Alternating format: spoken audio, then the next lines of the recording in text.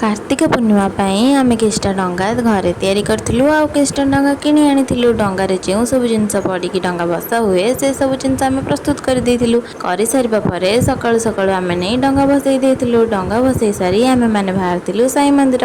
साई मंदिर रे पहुंची साई बाबा दर्शन करी सेठी आमे खीरी भोग पाइथिलु। पाई सारिबा परे आमे आसिथिलु मां भगवती दर्शन रे। मां भगवती होचन जोते बहुत बड़ ठाकुर जे कि छोट पिलांकर सब रोग को भल कर देथांती। तांको डेउरिया पिंधिले छोट छुआंकर सब रोग भल हो जाए। तो माँ भगवती को भलसे दर्शन करी आमे माने बाहरी पड़िलु माँ ईश्वर पार्वती दर्शन करने। ईश्वर पार्वती मंदिर चारिपाख परिक्रमा करी आमे माने भलसे बुलाबुली सारी आसी जाइथिलु घर को। घरे पहुंचीबा परे गुनु पाई डंगा सजाड़ देइथिलु। काहेकि ना काली डंगा समस्ते भसैबे बोली से कथा शुणिकी से बहुत मन दुख करथिला। आ कहिला कि मो पाई टपरे किछटा पानी खट उपरे थोई दबो आ मु सेइथिरे भसई देबी। तो ता मन रखिया पई आमे टपरे किछटा पानी आनी खट उपरे रखीदेलु आ डंगा देलु। से सेइथिरे भसई बहुत खुशी जाइथिला। जेहेतु तार ऑपरेशन हेइची डॉक्टर मना करचंती 1.5 मास जाए से खटरू उठिबनी। तो सेति पई ता मन रखिया पई आमे देई दिथिलु। छोट पिला खुशी हेले बहुत खुशी लागिबा हमकु। ताकू डंगा भसैयाकू देईकी मु आसी जाइथिली मुरुज पकेयाकू।